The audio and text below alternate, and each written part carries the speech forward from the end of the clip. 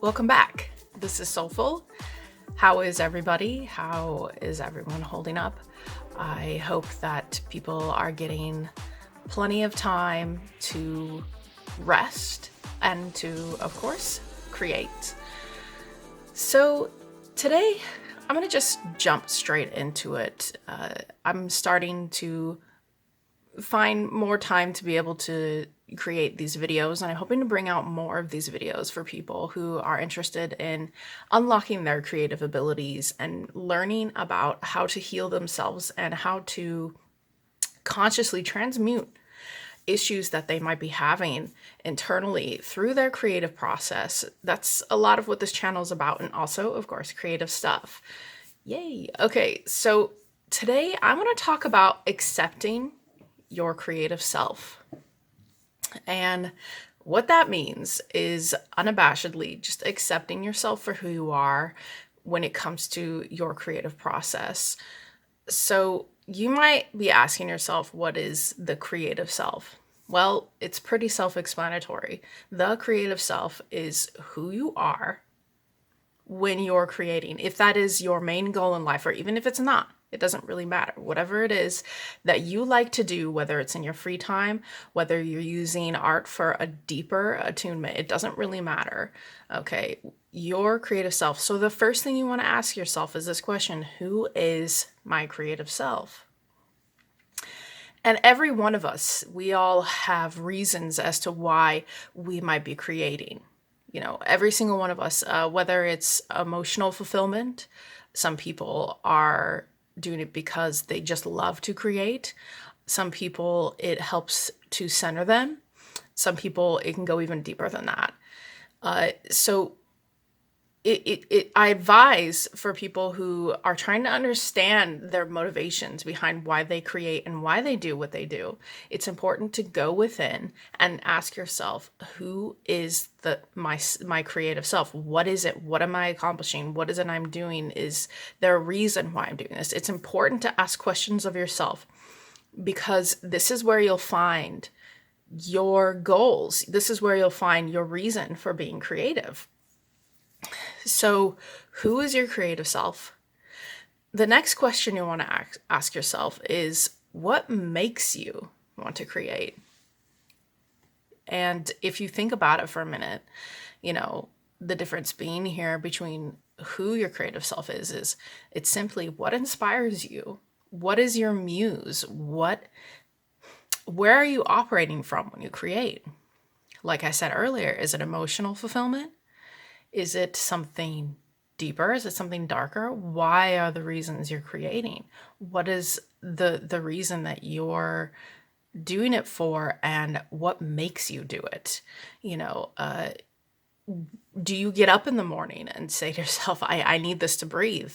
You know, for me, I do it for many reasons, but I need to create to be able to cope with a lot of things and to also learn about myself, learn about life. I think that sometimes artists or anybody who makes things, we tend to be a little hard on ourselves. We tend to not really understand the power behind what it is that we're doing. So ask yourself, what is making me do this? You know, what is my motive behind creating? And go deep with it. You know, ask yourself, am I doing this for superficial reasons, or am I really capturing my passions with what it is that I'm doing? You know, that's very important. And don't be afraid. Don't be afraid of your passions, no matter how strange they are. Just don't be afraid of them, because within that space is a power. It's a power, an internal clarity that you can discover by being creative, by making things. It's a human need. It's a human need that we have to create. And, you know, our experiences, they will fuel our growth creatively. They will shape what it is that we make. Going deeper into the psyche, going deeper into, if you're in a spiritual experience, whatever it is, creating whatever you are focused on, okay, and channeling yourself into, you know, it fuels that growth, and you can continue to grow. I've met artists, I've met musicians, I've met people who are much older than me, and they're still learning about themselves. Never be afraid to learn about yourself through the process. And don't be afraid of sharing that work, no matter how bad it is. In another video, I talk about artist self-esteem. But for this video, it's about acceptance. 100% acceptance of who you are creatively, and no matter what stage you're at. Because each sketch, each painting, each piece of work, writing, whether you work with clay, whatever it is, you will get better the more you work at it. The more you allow yourself to go within and accept that you are creating something. Don't be hard on yourself. Just do it. Okay. And acceptance, it really means that you're letting your unique experiences that are a part of you become a part of your creations. And you'll see a lot of times people's personalities coming through in their art. You'll see people's life experiences.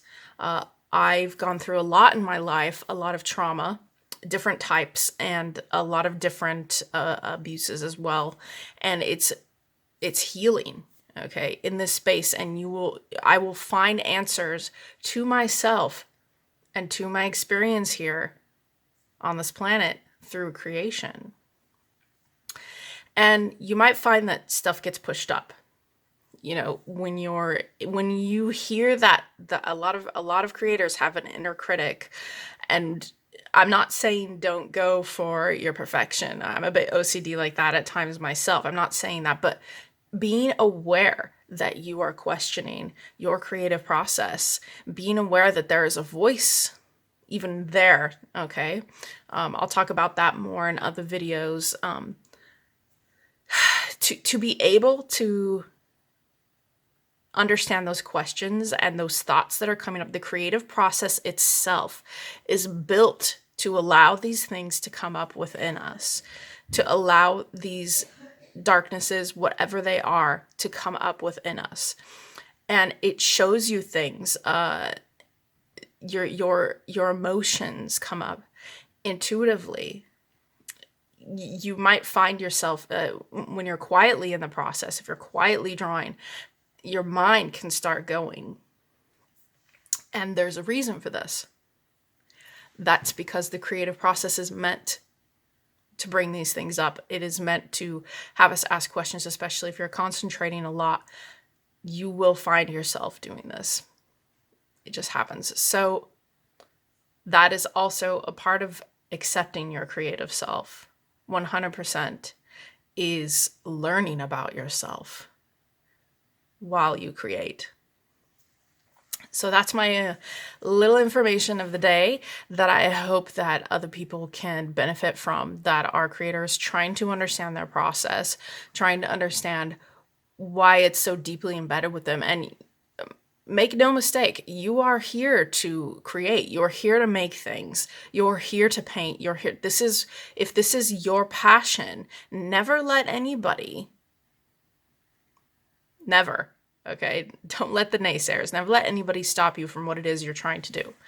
Because often in society, we are programmed to think that these things are, they're not going to make us money and yada, yada, yada. And I'll talk about that in another video.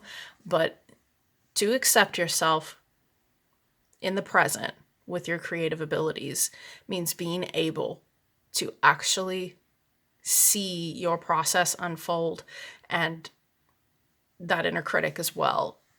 Okay. Accepting that it's there, and then taking the necessary steps, to work on yourself during the creative process. And you can do that. One of the things I do, I'm just going to say this before I go. One of the things I like to do is I like to keep an extra piece of paper handy when I'm creating. And if some thoughts come up, if something comes up that is something that needs healed or something that I haven't really addressed, it will come up during the process. And if that happens, write it down. Write down the questions that you're having. And you can even express your frustrations through your art if that's something you like to do.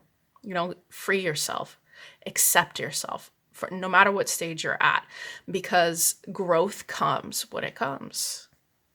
All right. So have a great day, everybody. Feel free to subscribe. I don't really like to do the whole ad thing, but I'll do it maybe once or twice. But stick around if you want to hear more from me and my insights. Okay. Take care.